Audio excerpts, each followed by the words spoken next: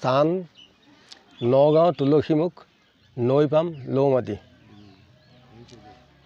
ধ্যানং মূলং গুৰুমূৰ্তি মন্ত্ৰমূলং গুৰুবাক্য শংকৰ মাধৱ অভেদ মিশ্ৰ দ্বৈতত পৰে নাহি আৰ দুজন গুৰুৰ কীৰ্তন কৰিয়া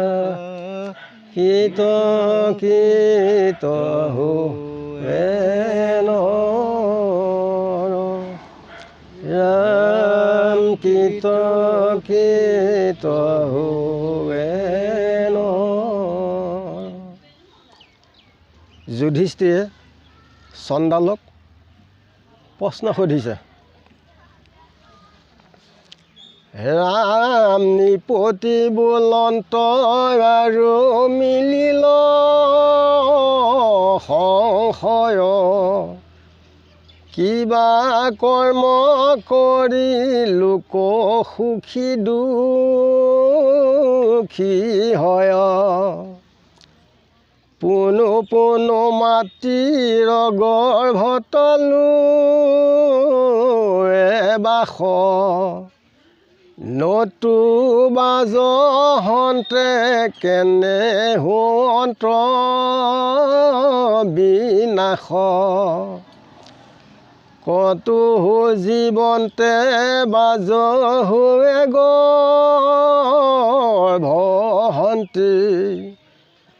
সৈমকে মৰয় অস্ত্ৰ নপিবে ন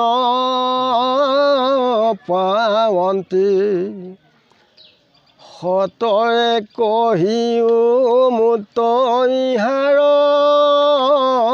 কাৰণ শুনিয়া চণ্ডালে পাছে বুলিলা বচন।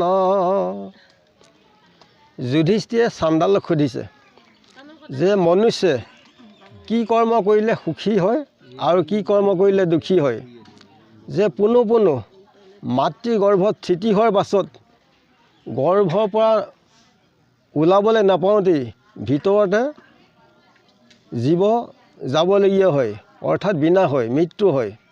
আৰু কিছুমান জীৱ গৰ্ভত স্থিতি হোৱাৰ পাছত মাতৃ গৰ্ভৰ পৰা যেতিয়া বাহিৰ হয় মাতৃৰ গাখীৰ খাবলৈ নাপাওঁতেই দেহ প্ৰস্থান কৰিবলগীয়া কিয় হয়, এইবুলি যুধিষ্ঠিৰে চণ্ডালক সুধিছে। চণ্ডালে উত্তৰ দিছে, অৰ্থাৎ আমাৰ মনুষ্য লোকসকলকে কৈছে, ৰাম দেৱকনো পূজে আপুনি ভোগ কৰে জন্মান্তৰে মহা দুখী হুৱে সেই নৰে। যে দেৱক ঈশ্বৰ কৃষ্ণ দেৱতাক নোপূজে, দেৱক নিদিয়া দেহ অৰ্থে ৰান্ধে অন্ন পাপ মাত্ৰ ভোজন কৰয় নহি অন্ন। সেয়া ঈশ্বৰ কৃষ্ণক নিদিলে কি হয়, সেই অন্ন পাপহে ভোজন কৰা হয়, অন্ন খোৱা নহয়। আমি কি দ্ৰব্য ঈশ্বৰক ভজিব লাগে, ন্যায় উপাৰ্জিত শুদ্ধ বিত অতি হয় সেই শুদ্ধ বিতে ভৱ অন্তক পূজয়, সেই বিতে আমি পুজিব লাগে। যে পৃথিৱীত যিবিলাক বস্তু শাক চব্জি আদি কৰি যিবিলাক বস্তু উৎপন্ন হৈছে সেই দ্ৰব্যৰে ঈশ্বৰ কৃষ্ণক আমি পূজা সেৱা সাত্বিক দ্ৰব্য কৰিলে হৈছে এয়া হৈছে উত্তম হয়। সেয়া নকৰি কি কয় যে যিবিলাক ৰজস্তম গুণৰ আহাৰ ইন্দ্ৰিয়ৰ যিবিলাক সুখ ভোগ যি ভোগ কৰে ঈশ্বৰ কৃষ্ণক নিদি যে এই সংসাৰত জন্মান্তৰে মহা দুখী হয়। অন্নদান কৰে যিটো পৰম আক্ৰোশী পুনু পুনু গৰ্ভ তপস্বয় সেই দুখে। যে যিসকল লোকে অন্ন যেতিয়া দিবলৈ ধৰে লোকক মহাক্ৰুদ্ধভাৱে দিয়ে। বনাইছিল দুজনৰ কাৰণে, তেনে অৱস্থাত খাবলৈ ধৰোঁতে 4জন পালেহি। আগতে ওলাব নোৱাৰিলে বুলি কি কয়, নিজৰ ভাগৈ মহা খং মনে নিজৰ স্বামীকেই দিয়ক বা আনকেই অন্নদান দিয়ক। খং মনে দিলে কি হয় যে গৰ্ভত থিতি হৈ থকাৰ অৱস্থাতেই তাতেই সংসাৰৰ পৰা বিদায় ল'বলগীয়া হয়, গৰ্ভৰ ভিতৰতে। অৰ্থাৎ পচে মানে কি, গৰ্ভতেই মৰে।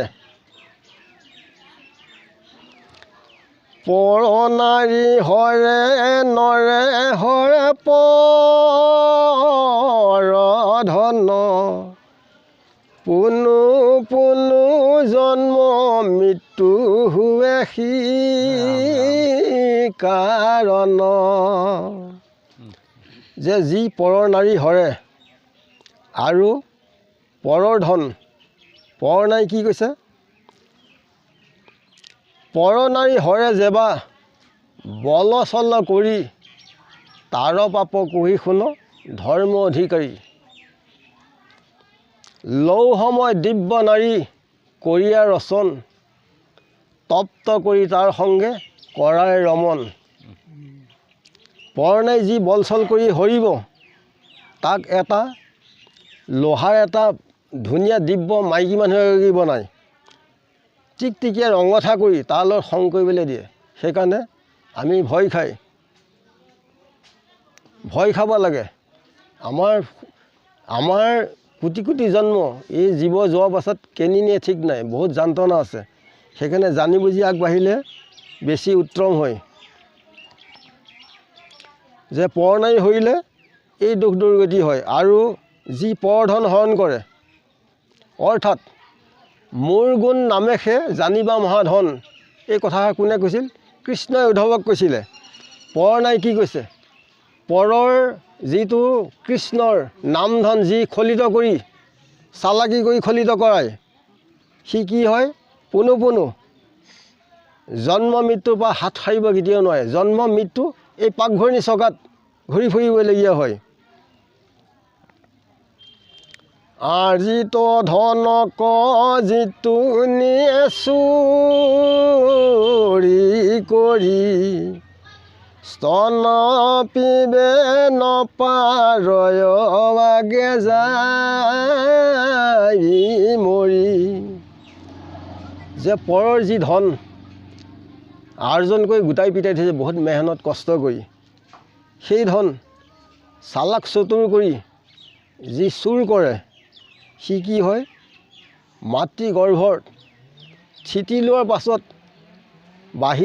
বাহিৰ হ'লহে মাতৃ গৰ্ভৰ পৰা, মাকৰ গাখীৰ খাবলৈ নাপাওঁতে এই সংসাৰৰ পৰা বিদায় ল'বলগীয়া হয়। ইয়াৰ কৰ্ম অনুসাৰী ফল। সেইকাৰণে আমি সতৰ্ক হ'ব লাগে। যেনেকৈ দোকানত যেনেকৈ CC কেমেৰা থাকে, আমাৰ প্ৰতিজন ব্যক্তিৰ লগত গৰাকীয়ে তেনেকৈ CC কেমেৰা ফিট কৰি থৈছে। এয়া আমাক জেগাই জেগাই বহুৱাই থৈছে। কিন্তু জানি পেলাই আমি সতৰ্ক হোৱাটো আমাৰ নিজৰ কৰ্তব্য। দিশ সখী সূৰ্য আকাশ অগণি, স্বৰ্গ সন্ধ্যা দিন ৰাতি, কাল জল বায়ু ধৰ্ম মহি আহি, 14 সাক্ষী দেখুৱাই আতি। মহাগুপ্য পাপ কৰিবলৈ মোক নেদেখিলে একোজনে, আপোন থানত থাকি যম ৰাজা সমস্ত দেখন্ত মনে। যে যম ৰজা নিজৰ থানত থাকি সকলো দেখা পায়। আমাৰ লগত এই 14 সাক্ষীৰ দ্বাৰাই সকলো চিত্ৰগুপ্তই আমি কি কৰিছোঁ, কেনি গৈছোঁ, কি খাইছোঁ, তেখেতে সকলো গণনা কৰি আছে। সেইকাৰণে আমি নিজে সতৰ্ক হৈ চলিলে নিজৰ জীৱৰ বৰ্তমান পৰজন্মৰ কাৰণে, পৰকালৰ কাৰণে সুগম হয়।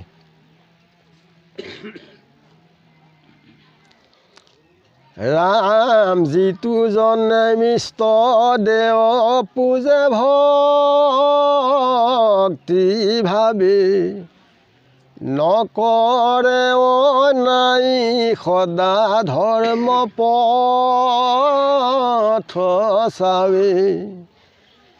দেশ কাল চাই সদা কৰে স্থান সিকাৰণে উত্তম স্বৰ্গত হুৱে স্থান হুৱে চিৰঞ্জীৱ সিটো পাম সুখ ইহ পৰলোকে তাৰ নাহি কিছু দুখ। যে যিজন লোকে আত্মা ঈশ্বৰ কৃষ্ণক যি সাত্বিক দ্ৰব্যৰে অৰ্থাৎ নিৰামিষ দ্ৰব্যৰে পৃথিৱীত উপজা শাক পাচলিয়ে যি সেৱা পূজা কৰে, কাৰো অন্যায় অনীতি নকৰে, নিজৰ বেদৰ ধৰ্ম পথেৰে সদায় চলে আৰু দেশকাল চাই কোন দেশৰ লোক স্থূল প্ৰৱৰ্তক সাধক সিদ্ধি, কোন দেশৰ লোক আৰু কাল মানে কি সময় চাই পালে যাক যেনেকৈ সেৱা ভক্তি ধৰিব লাগে তেনেকৈ ধৰে আৰু ঠিক তেনেকৈ অন্ন তেখেতসকলক দান দিয়ে। সেইকাৰণে তেওঁলোকৰ চিৰঞ্জীৱ হয় আৰু ইহ পৰকালত তেখেতসকলৰ সুখ হয়, কোনো দুখ অনুভৱ নকৰে। তেখেতসকলে সদায় আত্মা ঈশ্বৰ কৃষ্ণতেই তেখেতসকল অনাবৰতে তেখেতৰ নাম স্মৰণ কৰে। ঈশ্বৰ কালেহে হৰৈ জগতৰে আয়ু, সংসাৰত ভমাই মেঘক যেন বায়ু, ধনজন জীৱন তিলেকে কৰে চন্ন, কালক তৰ্কিবেহেন নাহি একো জন, অতি অঘটনকো ঘটাৱে কালি আনি, পৰম আশ্চৰ্য ই যে শুনা সবে প্ৰাণী, জৈত ধৰ্ম ৰাজা গদা পানী বিকুদৰ, ধনঞ্জয় যথাত গাণ্ডীৱ ধনুধৰ, পৰম সুহৃদ কৃষ্ণ জৈত সভাসত, দেখিও আশ্চৰ্য কিনো তথাতো আপদ। যে কৃষ্ণৰ স্বয়ং সভাসকল থকাৰ তেখেত সেই অৱস্থাটো আপদ আছিল। কৃষ্ণ থকাৰ অৱস্থাটো ধৰ্মিষ্ঠ বলিষ্ঠ ধনুধৰ কিছু নাই, যেই কৰে ঈশ্বৰে সেই সত্য হয়। যে যোনে যি কৰ্ম কৰে তাৰ ফল সকলো জীৱই উপভোগ কৰিবলগীয়া হয়। ইয়াত কোনো ধৰ্মিষ্ঠ বলিষ্ঠ ধনুধৰ ইয়াত একো নাখাটিব। যে যি কৰ্মৰ যেনেকুৱা কৰে ঈশ্বৰে সেইটোহে সত্য কৰে। কলি যুগে যিটো লোক নহৈল নিষ্ঠাৰ, আৰ পুনৰ ৰপি জানা দেহা নাহি তাৰ, তিনিবাৰ নৰতনু দেন্তৰংগ কৰি, তৰিবে কলিত সুখে হৰিনাম স্মৰি। যে কলি যুগত যি লোক উদ্ধাৰ নহয় আৰু হৰি নাপায়ও, যে ঈশ্বৰ কৃষ্ণই কি কৰে, মনুষ্য লোকৰ পুণ্যৱন্তৰ কাৰণে দয়া কৰি তিনিবাৰ জন্ম দিয়ে, যে মোৰ গুণ নাম লৈ পেলাই তৰিব বুলি। আমি এয়া নকৈ যদি যিবিলাক সামিষ দ্ৰব্যৰ দ্বাৰা দেহ পুষ্টি সাধন কৰিলে জীৱৰ কেতিয়াও মংগল সাধন নহয়। যে সাত্বিক দ্ৰব্যৰে ঈশ্বৰ কৃষ্ণ আত্মা ঈশ্বৰ কৃষ্ণক আমি সদায় তেখেতক সেৱা পূজা কৰিব লাগে। তেখেতৰ নাম ভাগৱত ধৰ্ম নিয়মাৱলীৰ মতে আগবাঢ়িলে সকলোৱে মংগল হয়। ইমানতে কৈ সবৰ সেৱা জনে এই অধমে আজিলৈ ৰাখি যাব। কোটি কোটি ঘূৰৈ অপৰাধনীতে কৰোঁ আমি দুৰাশয়, হে হৰি মোক দাস হেন মানি ক্ষমি ক কৃপাময়। নমো নমো নাৰায়ণ প্ৰসন্ন হৌক হৰি, কৰিও ক মায়ঙি যায়। আপোনাৰ মহিমা আপুনি বেকত কৰি জীৱক কৰা পৰিতানি গুৰু কৃষ্ণ কৃষ্ণ কৃষ্ণ মহাকৃষ্ণ গুৰু কৃষ্ণ কৃষ্ণ মহাহৃদয় কৃষ্ণ কৃষ্ণ গুৰু কৃষ্ণ কৃষ্ণ।